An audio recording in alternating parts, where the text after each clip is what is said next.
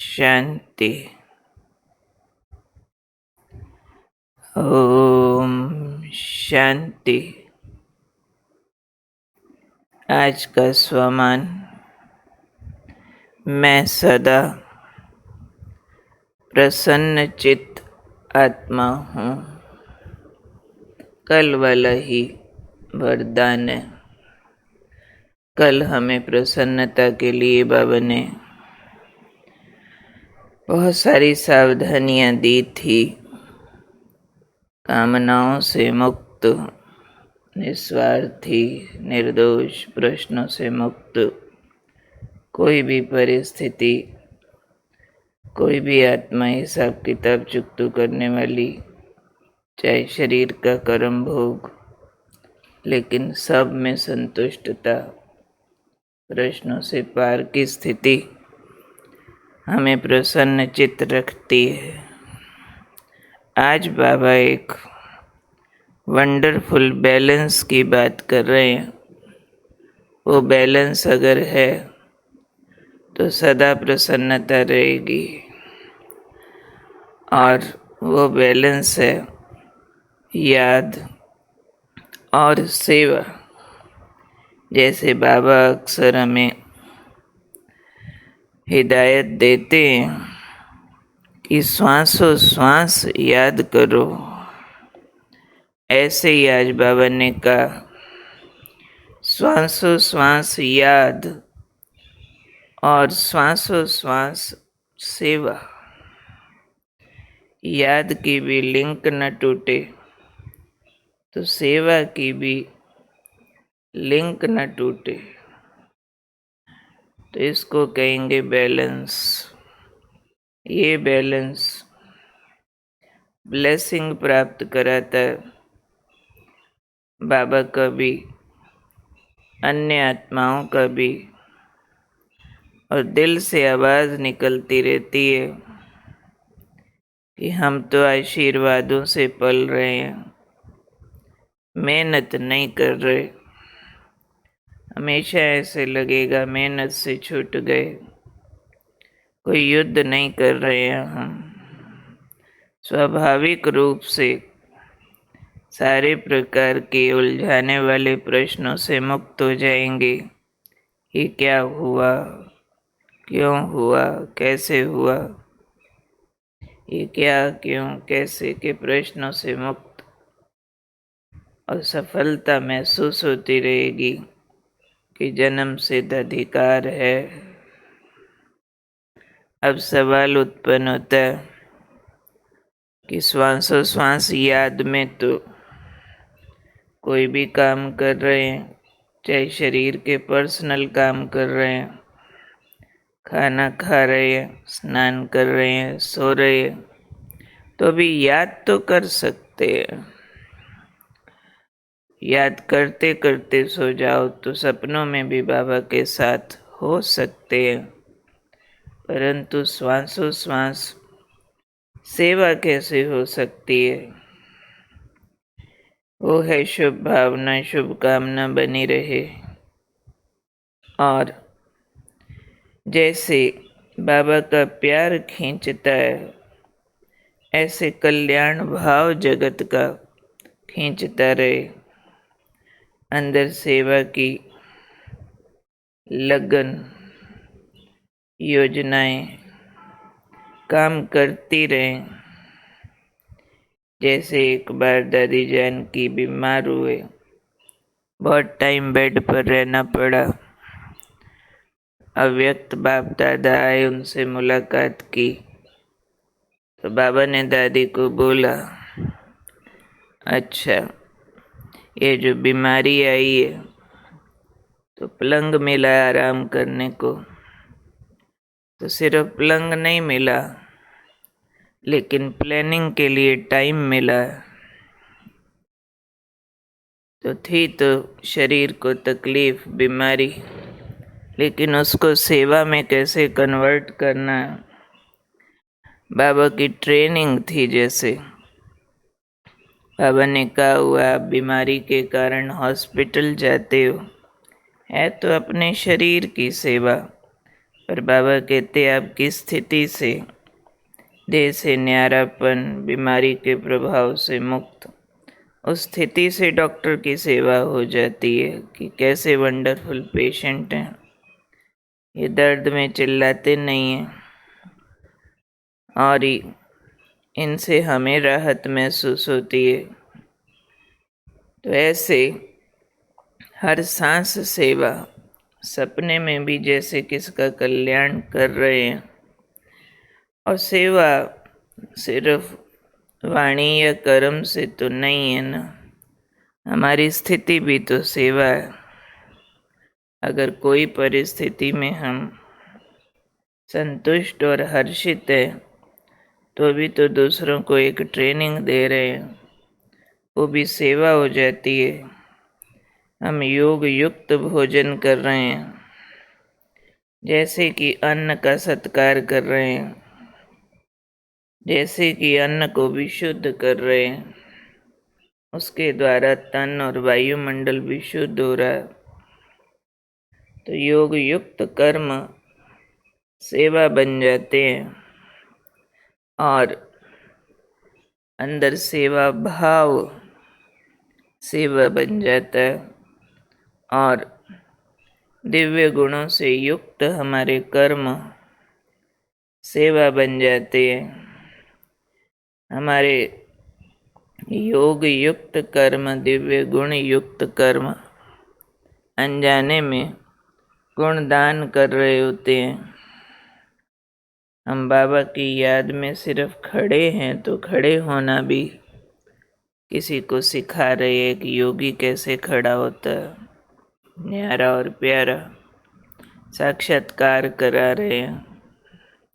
तो हर कर्म का दर्शन कराते हैं। तो जैसे याद और सेवा साथ साथ हो जाती है।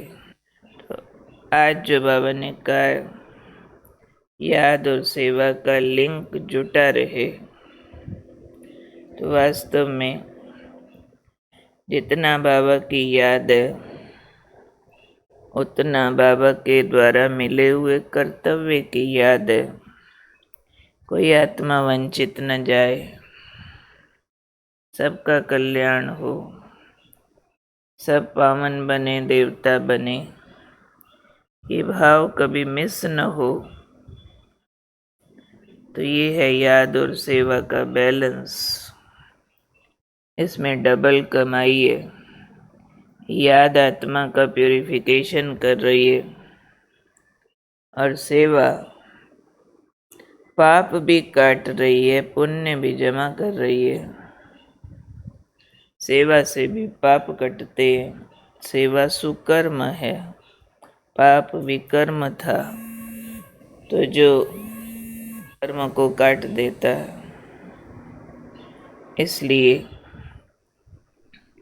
हमें ध्यान रखना है कि ये हमारा योगी जीवन याद के बिना भी नहीं तो सेवा के बिना भी नहीं, क्योंकि पावन बनना भी है, पावन बनाना भी है। अकेले तो घर वापस जा नहीं सकेंगे, सबको साथ लेकर जाना। स्वर्ग में भी अकेले नहीं होंगे, देवताएं साथ साथ होंगे। इसलिए ये हमारी सारी की सारी फैमिली के साथ प्रोग्रेस है, अकेले नहीं है। माला बननी है, गुलदस्ता बनना, पूरा युग बदलना। सिर्फ मैं खुश हूँ, सिर्फ मैं योगी हूँ, सिर्फ मेरी लगन बाबा के साथ बहुत अच्छी है, सिर्फ मैं कोई विक्रम नहीं करती, ओके है। परंतु आपके संगी साथी अगर योग्य नहीं है तो आपके ऊपर प्रभाव आना ही आना है। इसलिए ये टीम वर्क है।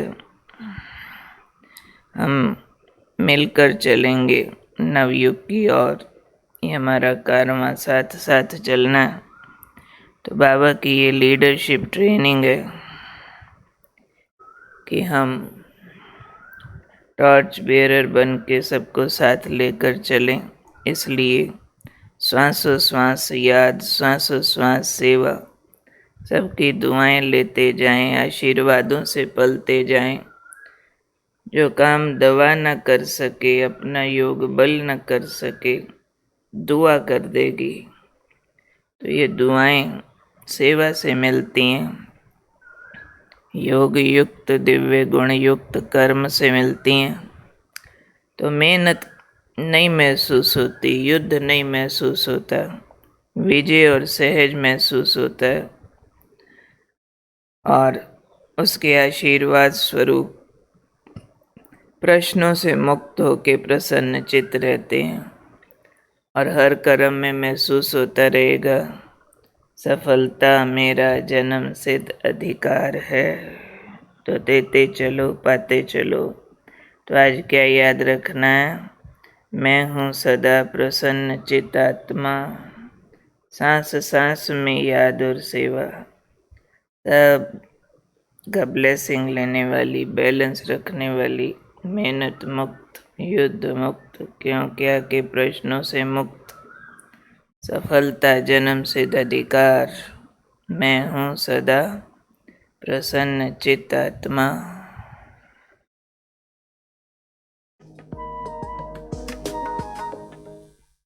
फिर भी मनुष्य देखो कितना अपना अभिमान रखते हैं कि हाँ हम ये बड़े फर्ज अदा करते हैं। भाई गृहस्थ के भी तो फर्ज अदा करने हैं ना।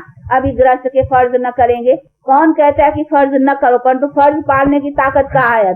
अभी बाप बैठा है, बच्चे को कुछ होगा, बाप क्या कर सकता है? कुछ करेगा? कुछ नहीं कर सकते हो। भले हाँ चलो धन होगा, पैसा होगा, करके कुछ उसका इलाज करेंगे या कुछ करेंगे, बस ना। परंतु कोई कर्म का ऐसा करा हिसाब है, उसके होते भी कुछ नहीं बन पाता है, फिर क्या करेंगे? फिर कहेंगे ना किस्मत। तो फर्ज हुआ ये, जो किस्मत पर आकर बात लगानी पड़े, अच्छा हमारे कर्म या इनकी किस्मत ऐसा कहना पड़े, तो उसको क्या कहेंगे? ये थोड़ी फर्ज हुआ, वो तो किस्मत के वश हुआ ना। जो कर्म किया उसके वश है, तो फिर तो कहेंगे ना जो कर्म किया है उसका पाना है। तो फिर क्यों कहते हो ये हमने फर्ज किया? फर्ज वो है जो अपने बच्चे को अपने जो भी ड्यूटी है उसमें पूर्ण चला सको, परंतु चलाने की ताकत कहाँ है अभी? तो वो ताकत नहीं है ना। तो बिना ताकत के लिए अभिमान रखना कि हम फर्ज अदा कर रहे हैं, तो फर्ज अदा होता ही कहाँ है? स्त्री के बैठे पति चला जाता है, तो ये कहाँ है फर्ज?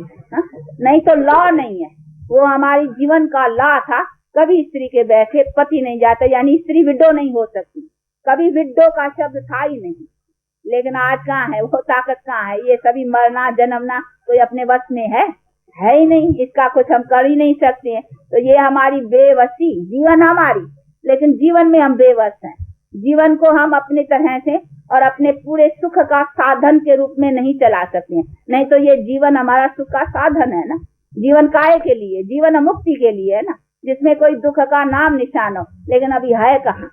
तो यही बैठ कर करके बाप समझाते हैं कि जो तुम्हारी लाइफ है, लाइफ पा कर करके तुम सदा सुखी रहो, उसके लिए है। लेकिन अभी ऐसा तो नहीं है ना कि सुखी हो उसमें।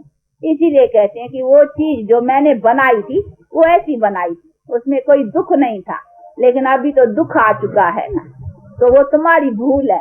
इसीलिए कहते हैं उसकी आकर के मैं रोशनी देता हूँ, अभी जगाता हूँ कि जागो सजनिया, अभी आँख खोलो। कुछ था ये तुम कहाँ भूल से अपना ये दुख का सब बना कर करके और उसमें सो गए हो। अभी जागो, अभी नव युग आता है, अभी फिर से यहाँ ऐसी दुनिया बनने का टाइम आया हुआ है। तो अभी जा कर करके अभी उसके लिए तैयारी करो और उसके लिए अपना पुरुषार्थ रखो। तो अभी वो बैठ कर करके समझाते, तो ये तो अच्छी बात है ना। इसको क्या कहेंगे? घर गृहस्थ बिगाड़ना है? हाँ, ये तो और ही हमारे घर गृहस्थ में बल, ताकत, शक्ति जिसको कहा जाए, कर्म श्रेष्ठ की धारणा बैठ कर करके बाप देता है। इसमें और तो कोई बात ही नहीं है। तो ये चीज समझनी है। बहुत नहीं समझने के कारण, मिसअंडरस्टैंड करने के कारण कहीं समझते हैं कि नहीं यहाँ शायद ऐसा कुछ सिखाया जाता है, पर ऐसी कोई बात ये भी सिखाया ही ये जाते हैं कि अपने घर गृहस्थ को, लेकिन उसमें ताकत आनी चाहिए ना। ये भी कर्म के हिसाब से सब चलता है ना। कोई पति बना, कोई पत्नी बना, कोई बाप बना, कोई बेटा बना, ये सब क्या है? कर्म का हिसाब है ना। तो कर्म के हिसाब में ही बल भरो जो तुम्हारे कर्म का खाता अच्छा चले। तो ये तो और ही कर्मों के खाते को सुधारने की चीज है, बाकी इसमें और तो कोई बात ही नहीं है। आप वो तो और सन्यास जो है, जो घर बार छोड़ के जाते हैं, वो तो सीधा ही सीधा घर बिगाड़ने की बात है, क्योंकि घर बिगड़ जाते हैं, चले जाते हैं, उसमें तो और ही पति चला जाता है, क्योंकि पुरुषों के लिए है ना, नारियों के लिए नहीं है, खाली पुरुषों के लिए। तो वो तो सीधा, या पुरुष चला जाए तो बेचारी नारियों का हाल क्या रहेगा। वो तो सीधा घर बिगाड़ने वाली चीज है, क्योंकि पुरुष ही तो घर का मेन है ना। हाँ, कमाए खाए तो घर वाले कहाँ से। अगर नारी चली जाए तो पुरुष के लिए नारियां तो बहुत है। हाँ, एक छोड़ेगा दूसरी ले लेगा, लेकिन अपने हिंदू रिवाज के अनुसार तो पुरुष चला जाए बेचारी हिंदू नारी के लिए तो ये है ही नहीं कि जाकर के दूसरा करे। ये तो और ही सन्यास उसी ढंग से तो और ही बिगाड़ने वाला घर का हो गया ना, कि पुरुष चला जाए तो बेचारी नारी क्या करे।